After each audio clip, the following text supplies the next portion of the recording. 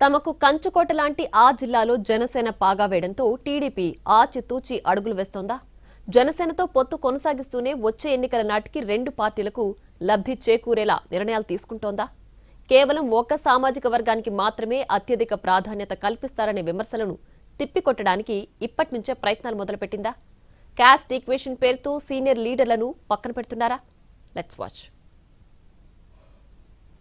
ఉమ్మడి పశ్చిమ గోదావరి జిల్లా 2014-2024 ఎన్నికల్లో కూటమి అభ్యర్థులకు 100కి 100% సీట్లు అందించిన జిల్లా. 2014 ఎన్నికల్లో 15 అసెంబ్లీ స్థానాలకు టీడీపీ 14, ఒక స్థానం బీజేపీ గెలుచుకున్నాయి.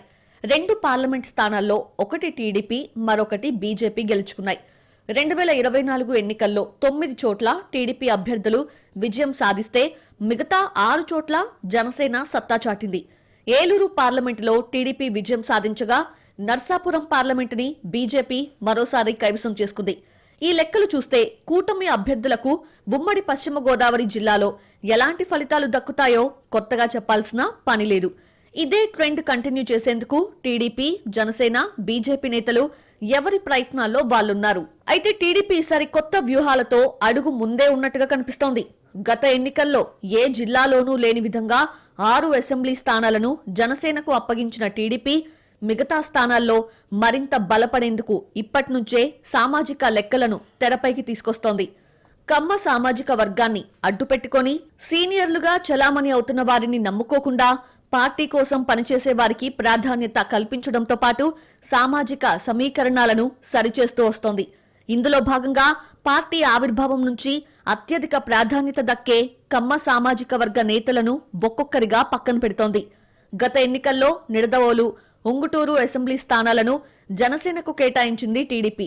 ఈ 2 చోట్ల కమ్మ సామాజిక వర్గానికి చెందిన నేతలను ఆ పార్టీ పక్కన పెట్టింది. ఏలూరు పార్లమెంటు స్థానాన్ని కమ్మ సామాజిక వర్గానికి కేటాయించే విధానాన్ని పక్కన పెట్టి బీసీ, యాదవ సామాజిక వర్గానికి ఇచ్చిన టీడీపీ జిల్లా అధ్యక్ష పదవుల్లోనూ అదే తరహాలో ముందుకు వెళ్లింది. మొన్నటి వరకు ఏలూరు జిల్లా అధ్యక్షుడిగా ఉన్న ఉంగుటూరు మాజీ ఎమ్మెల్యే గన్ని వీరాంజనేయులు కమ్మ సామాజిక వర్గానికి చెందిన వ్యక్తి. ఆయన్ని పక్కన పెట్టి కాపు సామాజిక వర్గానికి చెందిన ఏలూరు ఎమ్మెల్యే బడేటి రాధాకృష్ణకు జిల్లా అధ్యక్ష పగ్గాలు అప్పగించింది సైకిల్ పార్టీ. జిల్లాలో కాపు ఓటర్ల ప్రభావం ఎక్కువగా ఉండటం, మరోవైపు జనసేన బలం టీడీపీకి కలిసొస్తూ ఉండడంతో ఎక్కడా విభేదాలు రాకుండా సామాజిక సమీకరణాల లెక్కలు సరిచేస్తున్నట్లుగా తెలుస్తోంది. ఇదే తరహాలో పశ్చిమ గోదావరి జిల్లా అధ్యక్షుడిగా క్షత్రియ సామాజిక వర్గానికి చెందిన ఉండి మాజీ ఎమ్మెల్యే మంతెన రామరాజు అలియాస్ రాంబాబును ఎంపిక చేసింది. ఇప్పటి వరకు పశ్చిమ గోదావరి జిల్లా అధ్యక్షురాలిగా కాపు సామాజిక వర్గానికి చెందిన మాజీ ఎంపీ సీతారామలక్ష్మి కొనసాగారు.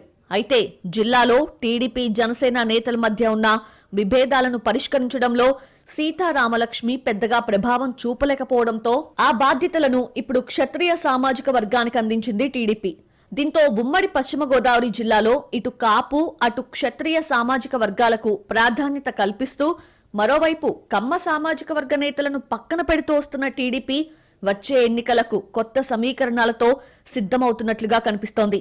ఇప్పటికే జనసేన బలం టీడీపీకి ఉండడంతో ఆయా నియోజకవర్గాల్లో పార్టీకి ఇబ్బందిగా మారే నేతలను, ముఖ్యంగా కమ్మ సామాజిక వర్గ నేతలను పక్కన పెడుతోంది. భవిష్యత్తులో జనసేన ఎమ్మెల్యేలున్న నియోజకవర్గాల్లోనూ ఇన్ఛార్జీల మార్పు తప్పదనే సంకేతాలను ఇప్పటికే ఇచ్చింది టీడీపీ.